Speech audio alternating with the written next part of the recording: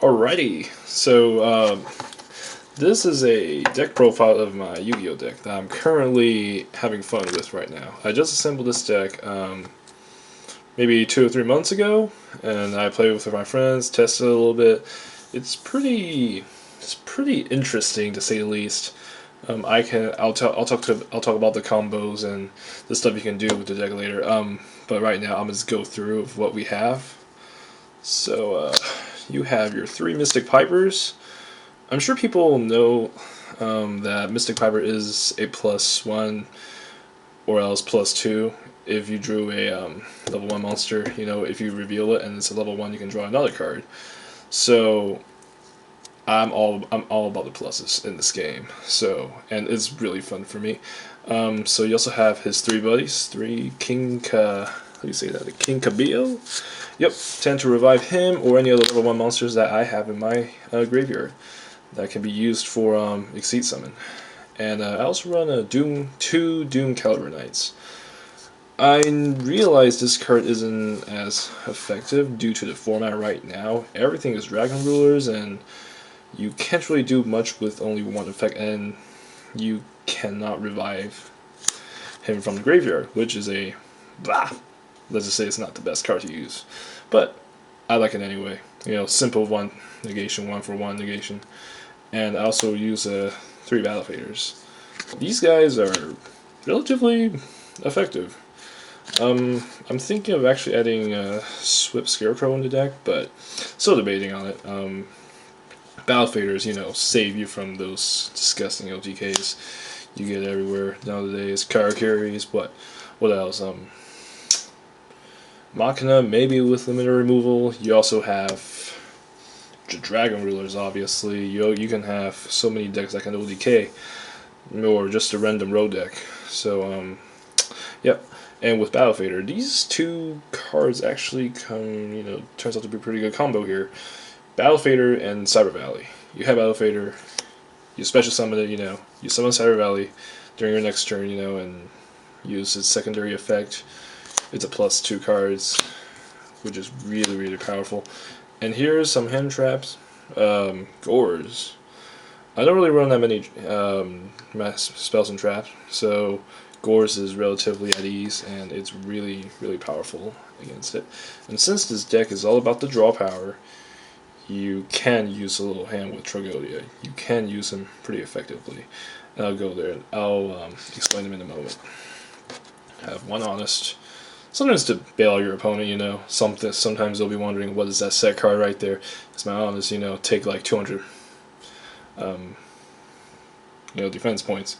1900 defense points is pretty good, in my opinion. And you also have Dark Resonator. Dark Resonator is actually really good if you use it the right way. I'll get to there in a moment. And a Night Assailant, which is also a good, good effect monster. That's why it's limited right now.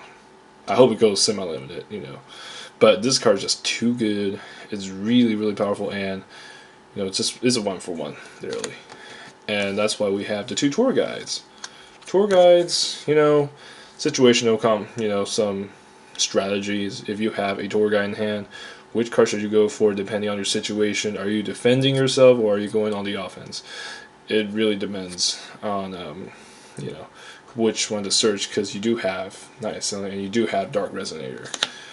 And one of my favorite cards of all time, back in 2006, this card was pretty powerful in my opinion. Caius. Run through these guys. With Battle Fader around and with so many defensive cards around, Caius is relatively an effective card to use in this meta. Removing is definitely better than destruction. And you have to 1-count Sorcerer. Why not? So many Light and Dark in my deck. Really effective. And of course the BLS, the 1 card, the most broken card of all. It really wins me games. These 2 are the biggest guys in my, they're the biggest boss in my deck. Can't really say anything about that. 3 Cyber Dragons. Here's actually an interesting thought. Cyber Dragon, catch people off guard. No one really thought I would be playing this card in my deck. but it's a 2100 beat stick. It can combine this with Dark Resonator and create some kind of, create a level 8. Stardust, Scrap Dragon, whatever. That is it for the monsters. Now we go on to the spells. One other, hey, +2. I mean, it's a +1, but more draw power the better. And mind control, pretty effective with. Let's take a look what we have here. We have Battle Faders. We have Cyber Valleys. So Cyber Valley and this card together, it's super good. It's a +2 for you, and it's like a -1 for your opponent. Like, I mind control with Stardust one them and use Cyber Valley and then banish them both. Like, what can you do about that? Nothing. So it's really, really effective. 3 Scapegoat. I'm sure people will be asking why, but Scapegoat is 4 pluses on your field, and for a deck as generic as mine, I need that extra tokens for me to establish my play for the next turn or so. So 3 Scapegoat it is, lots of plus.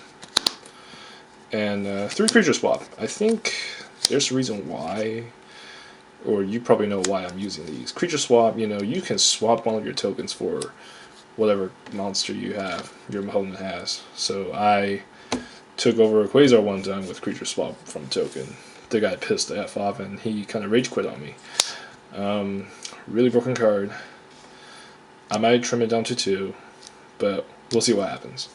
And 3 Enemy Controller. Also another good fodder for your, pretty good for your Cyber Valley defense. And it really, like, if you have a token out, tribute a token, take control of your opponent's monster, summon Cyber Valley, or tribute it for Caius and get a -1 off of their field. That can also work too.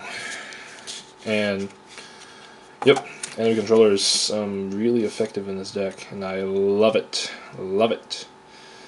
And last but not least, I use 2 Call of the Haunted. For various reasons. It could be for Exceeds, as you can see I have Caius, I have Trag too, for some potential Exceed summons, but that is the main deck. Extra deck. Chimera Tech? Do I really have to explain it? I run Cyber Dragon in here. Good against Karakuris, good against Machinas, good against gadgets. I'm also one of the main gadget users here, so I know what's good with it. That means, your wall, pretty much. Defense, good with literally anything, depending on the situation. It could be offensive, it could be defensive. Really, really powerful. Levier, pretty good too. After you move, if there's some monsters that are removed from play, by my Chaos Sorcerer or by Cyber Valley, I can always bring Cyber Valley back with this guy right here, which can give me extra pluses. And again, the deck itself is supposed to be used for pluses, adding cards to your hand. And Constellar Ptolemy, can't argue with this guy. This guy is probably one of the best level 6 there are.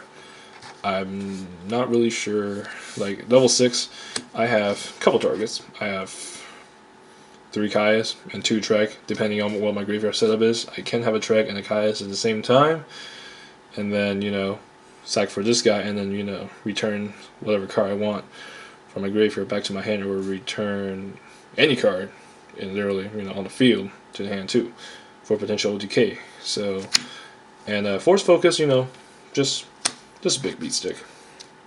Onto the synchros, we have Formula Synchron. Formula Synchron, I use it for a Fake Veiler, which I might add in later, but a Fake Veiler is definitely one of the best cards, I will add that in later. And it's a +1 also, creating, good level 8s, combining with Caius, so it's really good. And a Wayne, just for level 5s. This is a kind of a budget deck, but yeah. And you also have a Gaia, just for level 6. Arcana Magician, really defensive card, really powerful card. Be able to get to get that -2 off of your opponent's field. you know, and make him do stupid mistakes, you know, activating random cards at the wrong time. You also have a Black Rose, obviously. Can go in really easily with that. Can go really easily. Really powerful card. Love it. 2 Scrap Archfiend, just because level 7s are, you know, potential. Level 8s are kind of harder because once you got to level 7, most people would probably bottomless to level 7 monster or do something about that. So we also have a Stardust, you know, it's Stardust. Every deck needs a Stardust, unless you don't run, you know, tuners or Starlight Road. And a Thought Ruler. You know, I use this card quite a lot against any deck, really. It's a big beat stick. It can really. You also gain life points. Why? Why would you not want to summon this guy? And Scrap Dragon. You know, tribute tokens to the pop whatever card your opponent has. Really, really effective. I love it. So yeah, and some combos I believe I already told you about. You know, the tokens. Let's just go for a quick run through. The tokens are very, very, very essential to this deck. You know, I understand why it goes back to 3. It's not that important anymore, but with all these random decks, you know, random OTK decks, Scapegoat becomes a bait. It also becomes a good bait for MSDs too. You know, with Cyber Valion, it really creates some interesting plays you can have, and even with, you know, enemy controller, you know, tribute one, take control of your opponent's monster, tribute that monster, or, you know, use or summon like a tuner, aka Dark Resonator, and then sync for something. That's where most of the interesting plays are happening, and I think if I can, I'm actually add Swords of Revealing Light if possible, if I can get my hands on them. I love stalling. This deck is all about patience. It's all about when to strike. You know, use your draw power. You know, synchro into powerful monsters. I know there's not many powerful monsters in the deck, but you know, the spells does make it up for it. And yeah, this is my first video, and thank you for watching.